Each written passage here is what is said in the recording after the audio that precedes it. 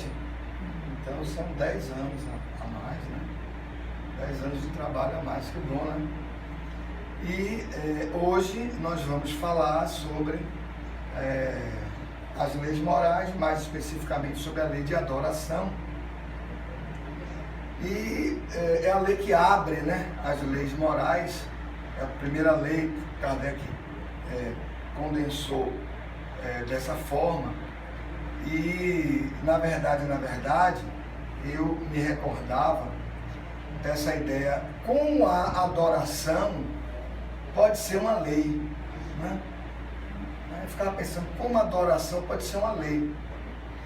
E aí, examinando um pouco as leis morais, você vai encontrar na questão 626, Kardec, os espíritos responderem a Kardec assim: a lei está em toda parte, né? Então, para onde você for, para onde você olhar, você vai encontrar a lei, né? E ele, adiante um pouco, ele diz que nos mundos, em outros mundos, ela está adaptada ao tipo de necessidade e de progresso realizado em cada mundo, né? Então, é assim, nos mundos mais adiantados, o homem, ele já tem uma consciência de Deus, né? Porque adorar aí é adorar a Deus, né? Essa adoração é adoração a Deus, né? Então, o homem ele já passou por esse estágio nosso, onde nós ainda temos de alguma forma uma certa inconsciência, alguns. Outros têm uma consciência, mas não têm uma perenidade, né? Então, não tem não guarda vamos dizer assim, uma consistência nessa adoração, porque ainda está mesclado, né, entre as suas necessidades corporais, a sua instintividade, os seus interesses pessoais e Deus, né? Então, há casos, inclusive, que o homem põe Deus a serviço dele, né? A gente vê muitos até religiosos mesmo. Olha, aqui nesse espaço, há Deus. Quem está aqui é filho de Deus. Quem está lá fora é do mundo, né? Então, você note que isso às vezes é um religioso, alguém que se imagina que estuda, né, as religiões, a história das religiões, né, tem um conhecimento sociológico, porque você lida com pessoas, com todo tipo de movimentação social, né? Então, é alguém que traz em si também a tarefa de apresentar Deus ao outro homem, né? Então, os padres, os pastores, etc. E os oradores também espíritas, né? Eles têm essa tarefa. Então, como é uma lei, e nós vamos encontrar em todo lugar, nós às vezes não temos a consciência disso. Aí eu me recordava de uma questão muito interessante, que é a questão 803 do Livro dos Espíritos, que está nas leis morais e que é a primeira questão que aborda a lei de igualdade, né? Aí Kardec pergunta se Deus criou todos os espíritos iguais, né? Todos os homens iguais. Aí os espíritos respondem: sim, criou todos iguais, criou todos os seus filhos iguais, e todos tendem para o mesmo fim. Notaram essa? Aí ele continua dando a resposta lá. Mas note que o que vai interessar para a gente no nosso estudo de hoje é: e todos tendem para o mesmo fim. Quer dizer, já nascemos com uma tendência para o mesmo fim. E que fim é este? Fim aí no sentido de meta, né? Fim no sentido daquilo que deve ser alcançado e que vai ser alcançado. E este fim é Deus. Então nós, queremos ou não, uns conscientemente, se desenvolvem, se encaminham para Deus, outros inconscientemente fazem isso. Mesmo quando o espírito, ainda mais primitivo, ele começa a enjoar da vida física. Esse enjoo, né, esse cansaço, já é a manifestação dessa tendência. Porque no campo mais íntimo de profundidade, esta lei, ou seja, este impositivo, porque a lei é um impositivo, este impositivo está dirigindo ele para este fim. O que ele não tem é a consciência exata disso. Ele não tem essa consciência exata. É como está lá em Paulo, em Atos 17, 28. Ele diz assim: em Deus estamos, Deus somos, em Deus nos movemos. Mas quem tem consciência disso? Né? Quem tem consciência disso? Quem tem consciência disso está lá na frente. Quem não tem, está em Deus, é Deus, porque tem a essência divina, tem as potências da divindade, se move em tudo que é Deus, mas não sabe disso. Né? Então a adoração, já aí, como lei estudada, né, que nós estamos analisando rapidamente hoje, já aí o homem sabe, o homem quer, né? Quer, porque esse fenômeno de se deslocar para Deus, consciente ou inconsciente mesmo, ele é chamado de deotropismo. Eu não sei se vocês já ouviram essa expressão. Deotropismo. Deo, de Deus, de divindade, tropismo, de movimentação para o alto. Né? O tropismo está dando a ideia de se movimentar. Né?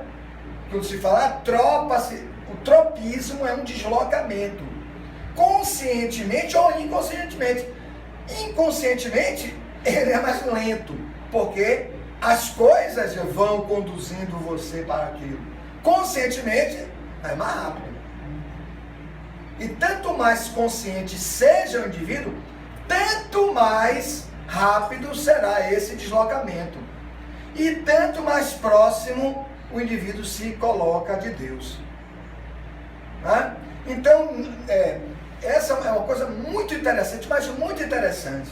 Né? Porque vemos isso, às vezes em uma encarnação, conhecemos pessoas que foram crianças conosco ali e tal, e passados 30, 40, 50 anos, são pessoas que já estão com uma outra visão da vida. Às vezes eram pessoas difíceis, graves, pessoas muito complicadas de se lidar, violentas até e tal, mas com os fatos que se sucedem dentro de uma vida, que são fatos todos bem planejados para que o indivíduo chegue a esta adoração, né, a essa busca. O indivíduo, quando a gente encontra depois, aí ouve falando de Deus, né, tal, aquelas coisas, a gente fica até meio estranhando assim, um pouquinho, né? A gente fica até um pouco estranhando. Mas assim, há uma necessidade de se avaliar, de se observar, não de julgar a outra pessoa, mas uma necessidade de se avaliar em que condições íntimas ele fala de Deus. Né? Ele fala de Deus. Então, assim, eu vinha no carro ontem, né, pensando nessa palestra, né? Eu disse, poxa, o que é que eu vou falar nessa palestra amanhã? Poxa, tanta coisa, muita coisa, eu preciso organizar isso. Aí me veio a seguinte intuição. Ó, fale sobre João, fale do Evangelho de João, né? Naquela parte em que João anota assim. Está, aí eu fui olhar hoje, né? Está assim em João, capítulo 4, versículos 20 e 21. Né? Que diz assim: mente todo aquele que diz que ama a Deus, mas odeia seu irmão. Olhe bem, que ama a Deus, mas odeia seu irmão. Por quê? Como pode odiar a quem vê e amar a quem não vê? Você vê que a espiritualidade diz, meu amigo, você tem que falar disso aí. Porque tem um pouco daquela fala religiosa formal. Deus para lá, Deus para cá, não sei o que, Deus, glória a Deus, as coisas tudo bem. Né? E a gente encontra pessoas, muitas vezes, com essa fala. Mas onde João põe a questão central? Ele põe a questão central em haver um sentimento inferior no coração.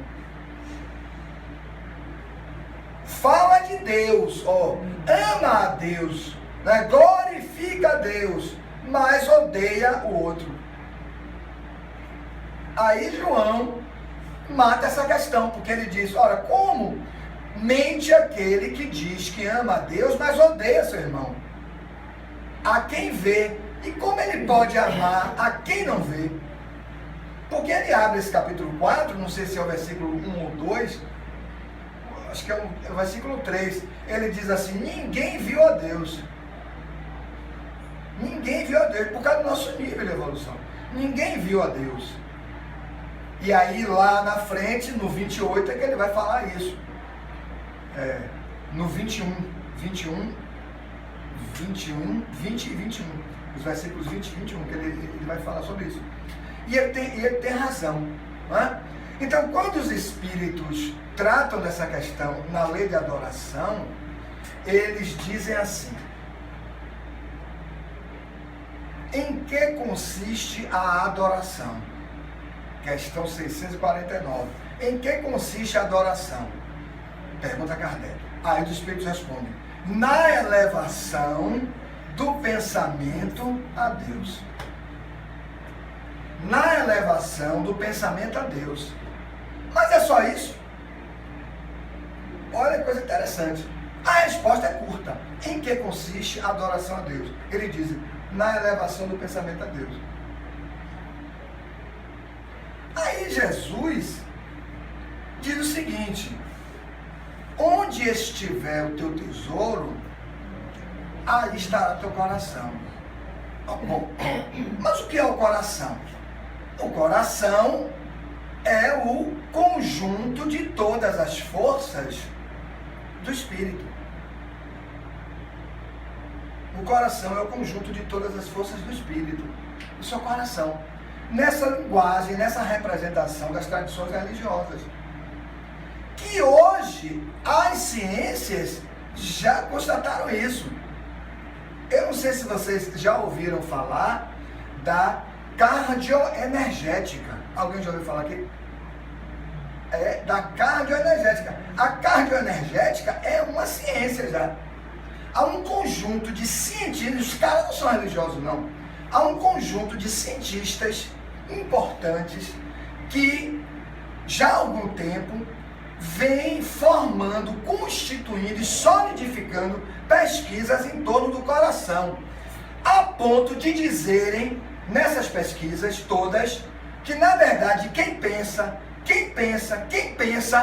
não é o cérebro, é o coração. Olha que negócio meio doido. Eu li isso, eu estudei isso, mas eu só fui estudar isso porque eu estava relendo, na verdade, a obra de Carlos Pastorino, uma psicografia de Divaldo Franco, chamada Impermanência e Imortalidade. É uma obra belíssima. E eu estava relendo essa obra, né? E há um capítulo, eu não me recordo qual é o capítulo, mas há um capítulo que ele começa a examinar a questão do coração. Olha como ele começa. Aí ele faz todas aquelas observações. Pastorino, ele consegue ser profundo, mas sem ser complicado. Porque as pessoas são profundas, elas são complicadas. Ele é profundo, mas é complicado, mas é simples, né? Então, você lê, você entende o que ele está querendo dizer. Então ele diz isso, é ele que fala da cardioenergética, como ciência mesmo, né? Eu perguntei outro dia a uma amiga minha que é cardiologista, ela disse: Paulo não fala isso não, pois é. Eu digo, estude, minha menina, estude, porque isso é interessante, o seu campo de trabalho específico. Porque ela não é só médica, ela é cardiologista. Estude. Porque assim, é uma coisa nova também. Então assim, o coração, ele concentra tudo isto, né? Ele reúne todas essas forças. Por isso que Jesus diz, aonde estiver o teu tesouro, ou seja, aonde estiver aquilo que é o importante para você, ali você vai colocar todas as suas forças. As coisas materiais são ainda importantes, aí você põe tudo. Aí você coloca seu tempo, sua energia, seus interesses, a sua vida, você se desespera porque perdeu não sei o que, você quer matar os outros por causa daquilo. Porque você entende que aquilo é a sua vida. Mas se você transforma isso, né? Se você transforma isso, agora você tem um novo tesouro. Você tem um novo tesouro. Então, para esse novo tesouro, o outro, você já está cansado, já conquistou muitas coisas, né? A gente vê muitas pessoas assim, pessoas com muitos recursos, pessoas ricas, pessoas com muitos, já tiveram muitas encarnações na riqueza, estão cansadas, porque não há nenhuma inovação. A matéria não inova nada. A matéria em si, ela não inova nada. Se você colocar esse ventilador aqui e por 10 anos você não mexer nele, ele vai ficar 10 anos aí. Porque a matéria não tem vida. Não inova nada. Não lhe interessa em nada. Né? A matéria não lhe renova em nada. Tanto isso é verdade, que existe uma outra lei moral que atua sobre a matéria. Veja bem, existe uma outra lei moral que atua sobre a matéria para desestruturar a matéria, que é a lei de destruição. Só para demonstrar ao espírito que na verdade, o que ele mais ama, que ele mais valoriza, está sofrendo um processo de desagregação. E a morte dele, dessa estrutura corporal, deste conjunto, desse sistema, vai acontecer. Imagine, é uma lei que o pai criou só para dizer isso a gente. Mas a gente não vê, imagine. A gente não vê. Há pessoas, vizinhas da família, não sei o que morreram hoje, ontem, ou uma semana atrás. Mas, às vezes continuamos ofendendo as pessoas baseadas na defesa da nossa personalidade.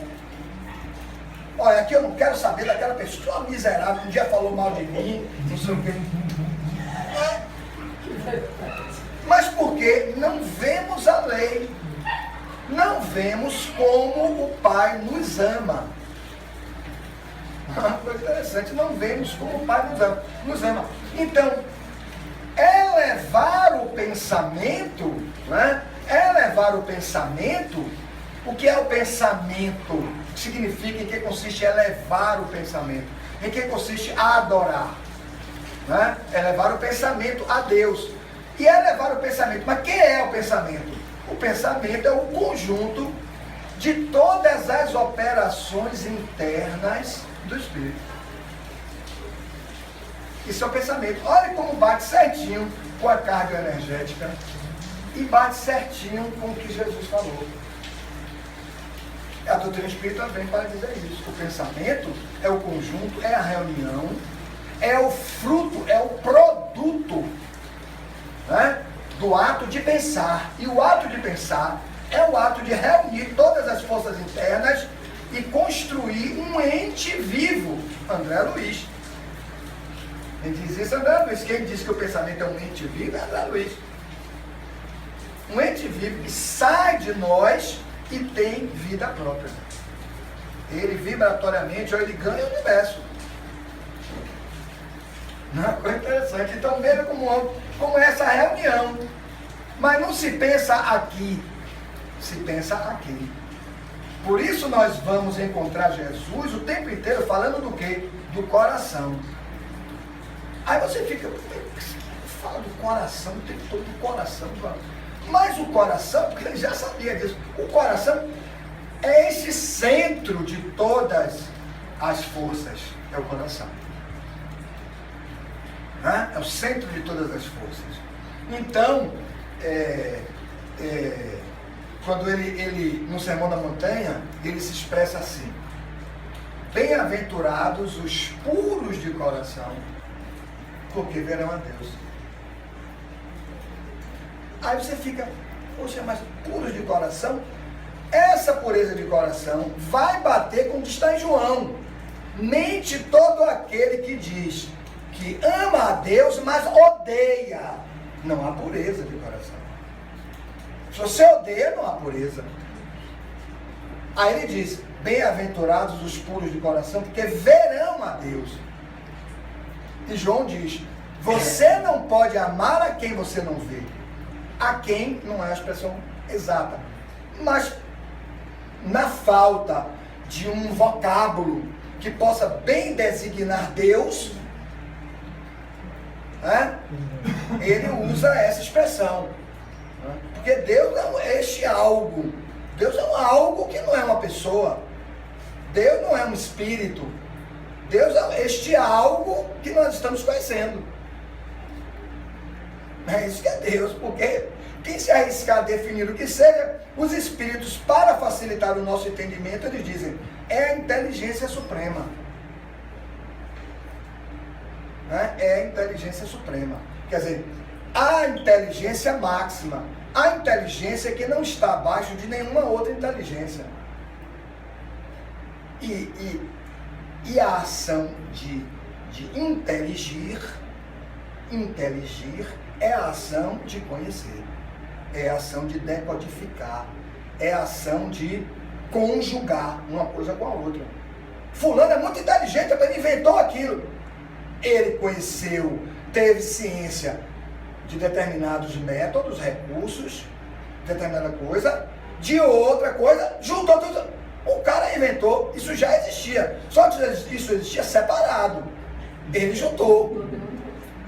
Ele juntou, mas isso já existia. Então, notem como a nossa inteligência, que é analítica, a gente vai fazendo análises e fazendo conclusões. Fazendo análise e fazendo conclusões. Quando nós evoluímos, quando nós nos desenvolvemos, nós fazemos o quê? A síntese. Fazemos a síntese. Vai ter algum carro aí buzinando. Nós fazemos a síntese. Pronto. Então a síntese é exatamente essa verdade já edificada no próprio indivíduo. A verdade edificada no indivíduo. Então, elevar o pensamento significa reunir as forças e conduzi-las para Deus. Que na linguagem comum se diz entregar-se a Deus. Adorar a Deus, entregar-se a Deus. Essa lei de adoração era um pouco extensa e os espíritos, eles fracionaram essa explicação. Eles vão falar dos sacrifícios, eles vão falar de várias coisas, que é muito interessante, como eles fracionam esse conhecimento. Então, eles dizem: adorar a Deus é orar. Porque a oração é também elevar o pensamento a Deus. Elevar o pensamento a Deus. Para louvar. Lembram que eles falam que a oração serve para 3 coisas: louvar, pedir. Pronto, eu vou embora. Fizeram tudo. Louvar, pedir e agradecer. Então é isto. Notem que essas 3 condutas, esses 3 movimentos internos, eles são movimentos que, voltemos-nos para eles, fazem o quê? A conclusão interna do indivíduo, a reunião interna das forças do indivíduo. Louvar. O que significa louvar? Louvar é exaltar. Mas você só exalta, no caso, exaltar a Deus, louvar a Deus, você só exalta o que você vê. Para ver, é preciso se elevar. É preciso você fazer com que... Observe quando eles dizem que louvar a Deus é elevar o pensamento. Quer dizer, é sair do próprio ego. Sair do próprio centro da personalidade. Se não fazemos isso, não vemos a beleza de Deus. Você não vê a beleza da criação. Notem as pessoas mais egoístas, né? Não que não sejamos em algum grau, porque somos em algum grau, claro. Mas eu digo aquelas mais intensas no egoísmo, né? Elas dificilmente veem alguém. A dor dela é maior, a dificuldade dela é maior, ela é primeiro, as outras pessoas são depois, se sobrar. Se não sobrar, meu amigo, já resolvi meu problema. Né? É tudo antes, porque o indivíduo está egocentrado. Ele está egocentrado. Se imaginam pessoas especiais, aí vão surgir os complexos de superioridade. E o mesmo complexo de superioridade, ele estabelece o complexo de inferioridade. Estão juntos. Não pense que aquele que se julga superior também não se julga inferior, não se julga. Porque em Deus, e aí com esta lucidez da relação com Deus, você vai perceber que você é único. Sendo único, você não é nem superior nem inferior, você é único. Olha, essa questão de ser único é um negócio tão forte, tão impactante no psiquismo. Olha que isso é um princípio espiritual. Tão forte, tão impactante, tão transformador, que o indivíduo se cura.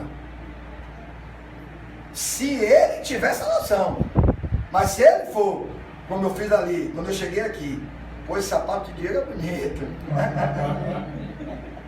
Se eu ficar analisando as coisas das outras pessoas, eu não faço esse trabalho de autoconhecimento que mais aprofundado vai chegar a passar a etapa do autodescobrimento, que é uma outra etapa. Você chega na etapa da autoidentificação. Aí você se descobre único. Aí você se descobre único.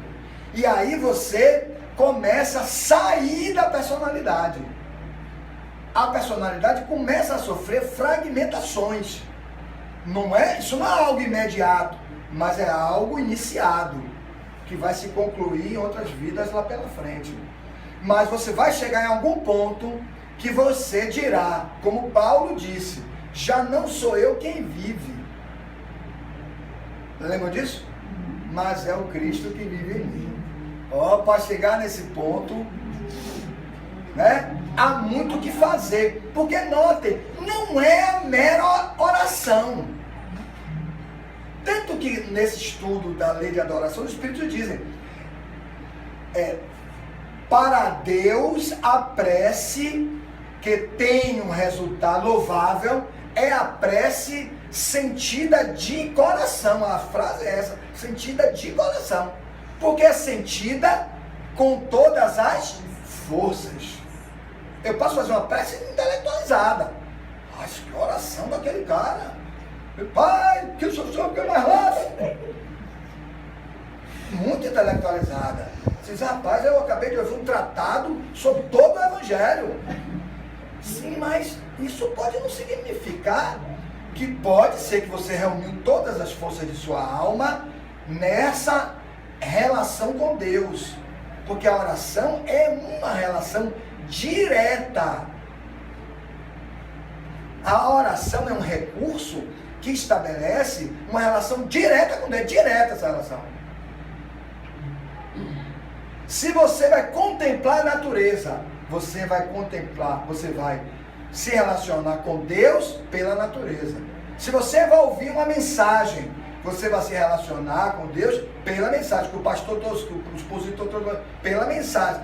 Mas na oração, é direta.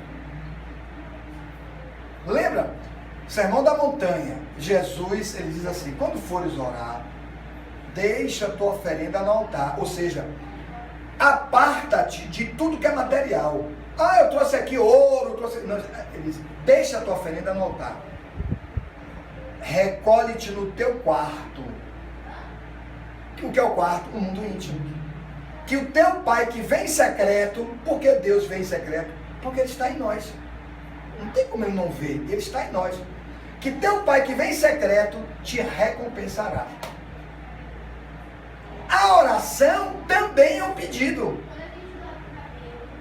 Por isso que ele diz louvar, ou seja, ver as belezas da criação. Ver as belezas da criação. Não só a árvore, não, as belezas todas, todas as coisas perfeitamente encadeadas. Só a beleza. Quando a gente vê um prédio, diz, rapaz, que prédio, quem foi o cara que projetou esse prédio? Poxa, tudo muito bem encadeado, o desenho, a harmonia, a expressão, a funcionalidade. O cara que fez isso conjugou todas essas coisas. Pois a obra, que é a criação universal, é perfeita. Mas a gente também, nesse movimento para Deus, necessitamos de pedir, porque nós constatamos a nossa fraqueza. Está aí, na lei de adoração. Você se dirige a Deus, se vale de Deus, constatando a sua fragilidade. Olha como os espíritos fecham tudo, né? A sua fragilidade. E então, não suportando as cargas, né? As cargas de uma vida material e de uma vida espiritual ainda inferior, que é o nosso caso, temos que ir a Deus. Pedir. Né? Então, pedir é suplicar. Mas Deus sabe o que você necessita. Olha que coisa interessante, né? As pessoas dizem isso. Mas eu vou orar a Deus porque Deus sabe do que eu preciso. Mas ninguém diz que Ele não sabe. A questão é, talvez você não saiba. Por isso que você tem que verbalizar ou manifestar o seu pedido. Para isso ter registro no consciente. Há uma passagem muito interessante. Jesus estava passando próximo à cidade. Eu não sei se era Jericó, mas me parece que sim. Ele estava às portas de Jericó, com aquele mundo de gente, né? Aí havia um cego na estrada. E o cego, Jesus está passando, ele diz, Jesus de Nazaré, tem de piedade de mim. Jesus não para. Continua andando. E aí o indivíduo diz de novo, Jesus de Nazaré, tem de piedade de mim. Jesus não para. Aí um indivíduo do público que ia acompanhando, diz a ele assim, cala-te. Ou seja, é a pressão social que aqueles que são inferiores fazem em outros inferiores. Para que aquele que é inferior não cresça. Isso é comum. Cala-te. Ele aí repete com mais força. Jesus de Nazaré, tem de piedade de mim. Aí Jesus para. E você analisa essa passagem e diz assim, Jesus foi o quê? O que Jesus queria do cara? Queria que ele, cego, tomasse consciência da necessidade dele. Talvez os 2 primeiros pedidos fossem para uma cura material. Ele queria visão. E Jesus sabia, tanto que ele não para. Quando o indivíduo se vê na possibilidade de não obter a cura que era real, aí ele faz o pedido de coração. Aí Jesus para. Negócio deles, não é? Percebam que em todo o movimento de Jesus havia uma perfeita conexão com as leis da vida. E ele sabia isso, porque não era uma coisa assim, Jesus, vou lhe contar isso. Não. Porque a vibração leva a mensagem. E a mente de Jesus é uma mente que capta tudo. Não é a nossa mente que captamos uma pessoa, ignoramos outras e tal. Né? Então a mente tem a captação da totalidade. Né? É a chamada consciência cósmica. Ou consciência objetiva, que é o quinto nível de consciência, o nível mais elevado. Nós estamos na consciência de sono. Um dos níveis Só que nós estamos já na consciência de sono com sonhos. E alguns numa consciência em despertamento, que é o terceiro nível. Né? Para nós nos desenvolvermos mais um pouco, teremos que ingressar no quarto nível, que é o da consciência de transcendência. Consciência de transcendência, que é um outro grau de consciência. Porque nós somos apegados a muitas coisas materiais, não entramos na consciência de transcendência. Só para depois entrarmos na consciência cósmica ou objetiva, que é a consciência dos espíritos puros. Quer dizer, estamos bem distantes, mas já começamos. Né? Então, pedir é esse movimento interno de reunir as forças diante das dores, diante das fragmentações do nosso psiquismo, que é muito fragmentado. Joana de Ângeles tem uma página lindíssima no livro Em Busca da Verdade, onde ela fala sobre a fragmentação moral, a fragmentação do psiquismo. E ela então usa uma expressão assim: a fragmentação, o conflito entre os eus. São pelo menos dois eus, dois centros que litigam, que brigam entre si. Para conseguir a integração deles, só através do amor, só através da oração. Então, louvar, Pai que... Olha como Jesus faz isso. Pai que estás nos céus, santificado seja o vosso nome. Vê que o Pai Nosso é bem feito. Está louvando. Quer dizer, tornar Deus santo para nós é tornar Deus como o tema máximo da nossa vida. É o que devemos pensar, é o que devemos objetivar, é o que devemos sentir. É a cada minuto, a cada segundo de nossas vidas. Conseguimos fazer isso o tempo todo? Não conseguimos, por causa das nossas fragmentações. Aí lembrando, oh meu Deus, vou orar hoje. O cara já não ora há um monte de tempo. Mas não é orar apenas de dizer palavras. É orar no sentido dessa movimentação. Aí vem o terceiro nível, que é o ponto de agradecer. Louvar, ver as belezas, registrar as belezas, pedir, que é se sustentar das forças, teu Pai te recompensará. Lembra? Recolhe-te no teu quarto, que teu Pai te recompensará. Ou seja, Ele lhe dará acréscimos para você seguir. Mas isso é uma intimidade sua com Deus. Naquelas orações, é na sua intimidade com Deus. E para agradecer. Mas agradecer não é dizer apenas. Né? No pedir, Jesus põe assim: o pão nosso de cada dia dá-nos hoje. Né? E o agradecer. O agradecer está num item muito significativo que os Espíritos trazem em uma das questões.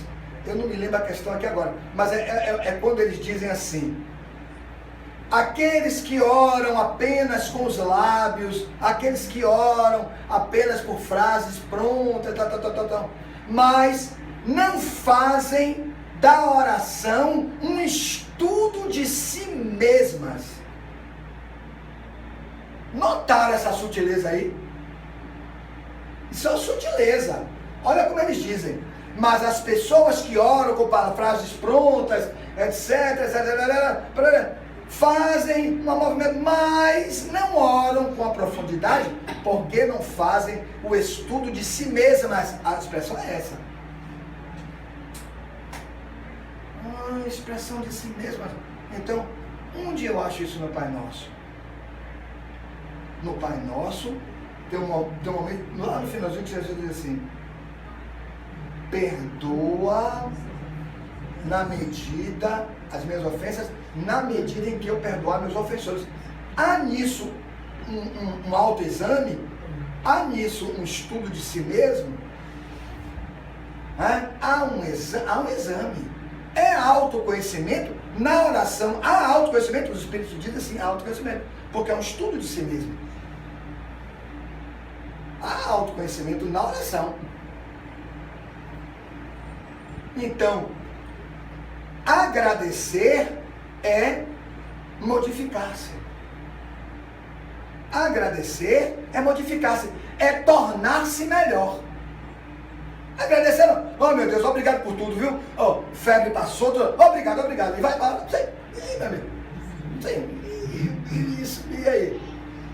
Porque agradecer no sentido real da expressão é você repartir isso com alguém. Aí é lei de justiça. Nós vamos para o final lá das leis maravilhosas. É lei de justiça. É lei de justiça. Agradecer não é mero, oh meu Deus, obrigado, fiquei boa, deixa os caras se acabar tudo por lá. Agradecer é repartir, é modificar-se. Os Espíritos dizem isso mesmo, usa a palavra. Modificar a conduta, é a expressão que eles usam. Aí Diego está certo, eu deveria ter trazido para botar as questões. Mas eles dizem essa expressão, é modificar a conduta, é melhorar-se. O agradecido a Deus pela força que recebeu, que pediu, e pela beleza que Deus apresenta para o seu mundo íntimo, ele torna-se melhor, modifica-se e reparte. Né? Então, a adoração não é um mero ato de dizer palavras. Notem que é todo um trabalho interno, íntimo, estruturado, dentro do próprio indivíduo. É o aprimoramento. Tanto que em oração, há pessoas que se elevam tão distantes da própria estrutura corporal que vão a outros mundos. Se você for para a questão do êxtase, né? A gente tem que ver no livro de que a questão é a questão do êxtase, 465 parece, a questão do êxtase. Você vai encontrar lá os espíritos se referindo a isso, que há aqueles que ingressam num estado de elevação tão grande que eles vão muito distantes. E aí Kardec pergunta, e o que acontece com eles? Não, hoje, não nos renovemos hoje, perdemos hoje. Perdemos hoje. Porque não nos renovamos em Deus hoje. Porque Deus é inesgotável. Não, mas eu já orei aí umas 2 semanas seguidas. Como se porque a nossa mente material, ela guarda números, medidas, tamanhos. Não tem tamanho. O que é o reino dos céus? Não tem tamanho no reino dos céus. Não é algo aferível em termos de quantidade. Você não afere o reino. Isso não é um lugar, não é um território. Né? É como se você tentasse limitar a ação de amar de alguém. Ó, você está amando muito, viu? Está na hora de parar de amar. Amando demais. Não pode. Imagine se fosse possível. Porque amar é a imensidade do ser, de se manifestar. Tá? Então, eu queria deixar essas reflexões sobre a lei de adoração. Toda lei, a princípio, nós vamos sentir como uma impositividade. Mas, à medida que vamos amadurecendo e orando e adorando, vamos percebendo a beleza da lei. No futuro, estaremos defendendo a lei e estaremos amando a lei, porque amar é a maior de todas as leis. Muita paz.